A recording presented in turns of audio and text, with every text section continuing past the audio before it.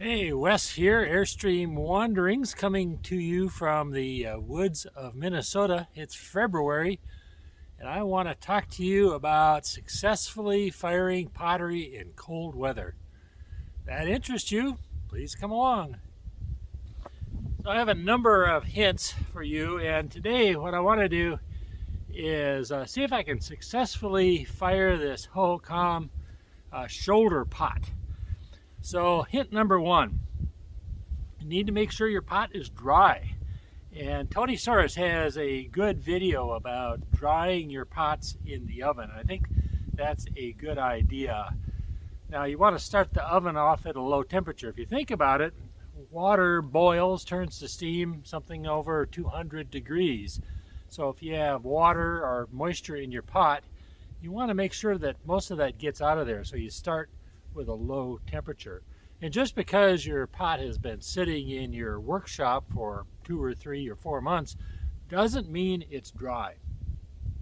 So you want to make sure you dry it. Now what Tony does, he starts out at a low temperature and ramps it up, and what I do as well, I get up to a temperature of 550 degrees. That's what my oven will do. In his case, what he does then is turn off the oven and then fire the pot the next day.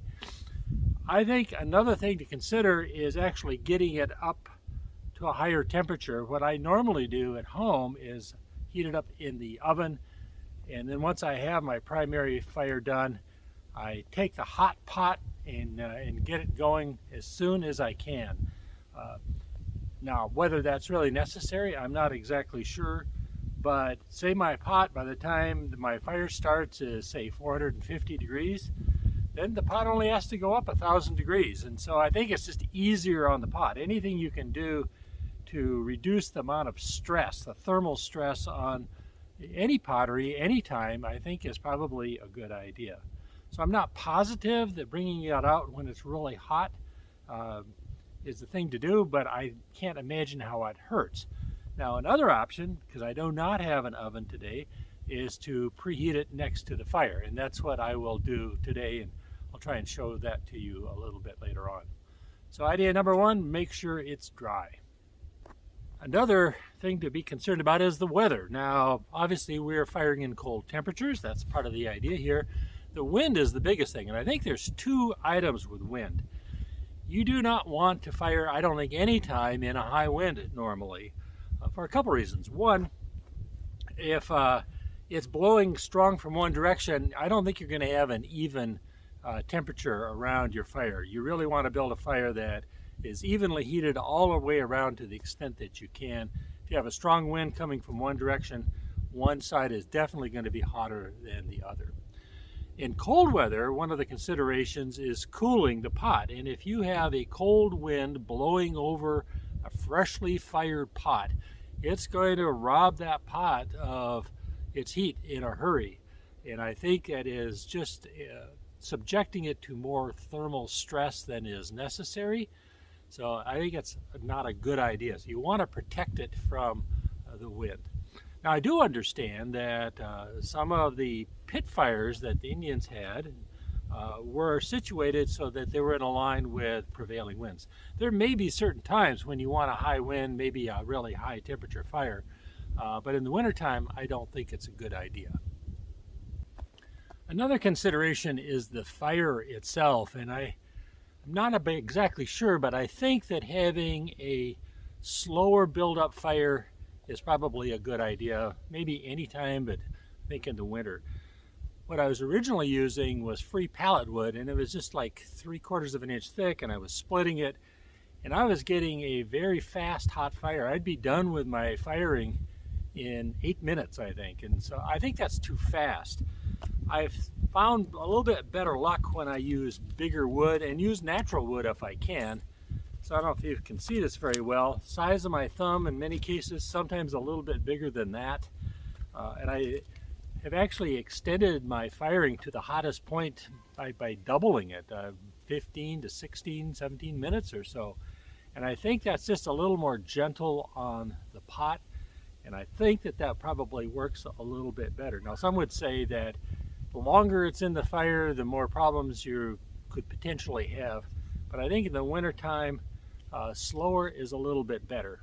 Now, if you use dimensional wood, I found that splitting 2x4s, so you end up with basically 2x2s, that works pretty good. But the really thin wood, except for starting the fire, I am now avoiding that. One item that I think is really important and does make a difference is the nature of the temper you have. And I am using 25% coarse sand in this. What I've done is I've sifted the sand two ways. One, I've sifted out the big stuff, the really big stuff. I've also sifted out the really tiny stuff. So all of my sand is at least the size of a head of a pin.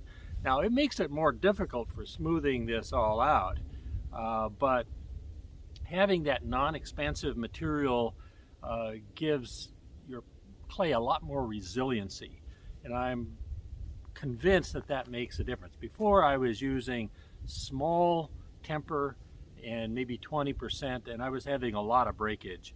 Since I have moved to more temper, more coarse temper, that has been a good thing to do. If you are using ground up sherds, grog, again, I would sift it, but I would also wash it because there's a lot of dust that goes in with that grog, and that is not a good thing, I don't think. It is not expansive, that's good, but you having bigger chunks in there will make your pots more resilient, less likely to break. Well, one of the things I brought with me today are pottery sherds, and I had to carry all this stuff in, and these are kind of heavy, but it does make sense to me because one of the key things that I think makes a difference in managing temperature and having successful firings during cold weather is to use sherds on the outside of your pot. And I'll show you here, but we'll have the pot in the fire and we'll cover it with sherds. Well, what does that do? A couple things. One, it slows down the ramp up of temperature at the beginning of the firing. So your pot is not subjected to quite as much thermal shock on the front side of the firing. I think that's a good thing. I think even more importantly is that it slows down the cooling process. One of the problems that I was having with my pots was that they were cracking, little fine cracks on the bottom. And what that has to do with is that the inside of the pot is hotter than the outside. So what we need to do is anything to slow down that cooling off process and to equalize the inside to the outside. So sherds can do that. So I put sherds on at the beginning of the firing, and I just leave them there, and I just let the pot cool by itself till it's down at a fairly low temperature, and I think that really does make a difference. Now, if you're really big into fire clouds, the sherds are going to kind of limit that. In fact, you may not get any fire clouds at all, and you do need to make sure that you have enough air circulation and not have so many sherds. But in my mind, it's the sherds and the larger temper that is going to make the most difference in having a successful firing. I don't have an oven at home to dry my pot, so I just put it next to the fire. And so it will not only dry, but it will heat up. By the time I start my secondary fire, my guess is the pot will be 300 degrees or so, and hopefully that will reduce the amount of stress. Brought a little grate here, setting it up on a couple of logs so I get some good airflow. This is not a great situation for firing pottery. I'm concerned that there just won't be enough airflow. We'll not get a hot enough fire, but we will see what happens. The pot here now has been preheating and it's about 250 degrees. So I'm going to put some sherds around it. I'm going to put one right on top. I think that's the one that makes the most difference. And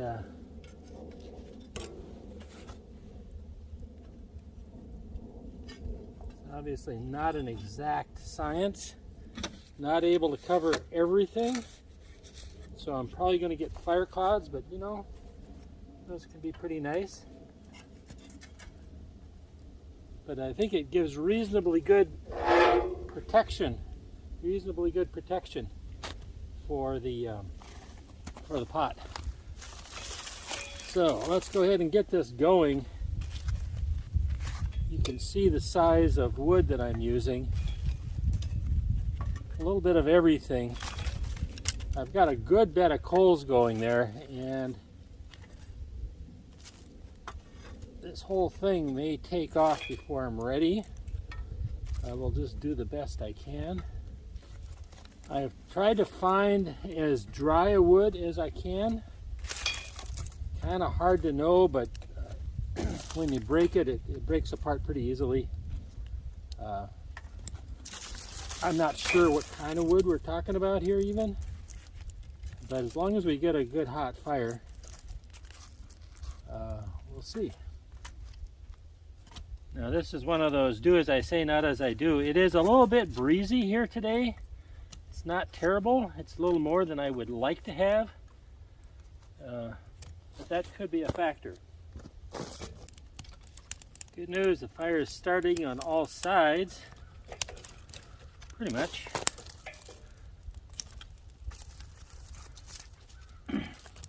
Once the fire gets going, I usually try not to add extra wood, but sometimes I do. Particularly if I'm using my infrared thermometer and I can see that one side is definitely cooler than the other. And this is all starting over on this side quite a bit more. So I think I might grab a little bit of paper. Good news is the wind has kind of died down. A little less fire on this side, but it's not too bad.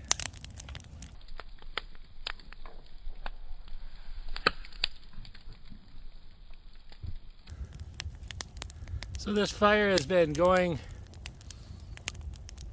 less than 10 minutes. So the pot overall is 1300 to 1400 degrees. So that's a pretty good firing. I think it'll be okay. We'll see what it turns out like. Well, the fire itself has probably been going 12 or 13 minutes, something like that. So it's a fairly quick fire, and definitely in the oxidizing stage.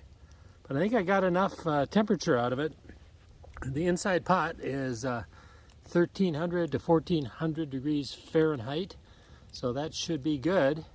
Now we will just let this sit and cool off for a while and see what happens. You can see the pot on the inside. Looks black right now. We'll see when it cools off. A lot of times that red paint will look black to begin with, and as it cools it turns more and more red. I have not heard any pops or pings or other bad news kind of sounds. Here's the pot over on this side. So you can definitely see the painting on it. This is interesting. The temperature down at the bottom compared to the top up here, 300 to 400 degrees hotter at the bottom than at the top. I would also assume that all of the air inside of the pot is as hot as things are at the bottom. So there's a lot of difference, temperature difference, within less than 1/4 of an inch. If you think about the thickness of the pot, there is just a lot going on there. Now let's take a look at this thing. Temperature is about 600 degrees. I'm going to show you something that I think is interesting that's happening here. I think the pot is okay. We'll find out here in a second.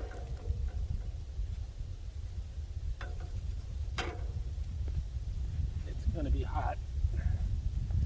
Okay, so here's the pot, and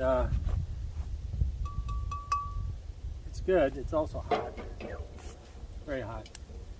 But we'll see if these dark colors turn to red, but I got a feeling they're going to stay dark. This fire, I don't like it. I've never had one that was built down into a fire ring like this, and you can just see it's all smoky and sooty. doesn't get enough airflow. If you were able to build a fire just on the surface, it burns and it's done. And so I think it turned this pretty dark. Maybe it'll lighten up. I'll probably have to refire it, but the firing is good, and that's what we were testing here.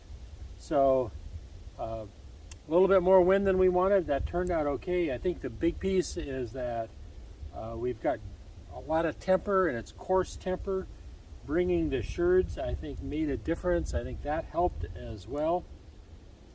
And protecting them and just letting it sit. And so it's down to 600 degrees. I'd maybe generally wait a little longer than that, but it seems to be okay. And it's not real cold out right now. So in general, a pretty successful firing. In specifics with this particular fire pit, not happy with that at all. But you know, you learn something every time you do this. Thank you so much for coming along today. I appreciate that. It's always nice to see your comments. Thumbs up are nice, subscriptions are nice, but I'm just happy to be able to do this kind of thing. Until next time, this is Wes wishing you health, happiness, peace, and love. Take care. Bye-bye.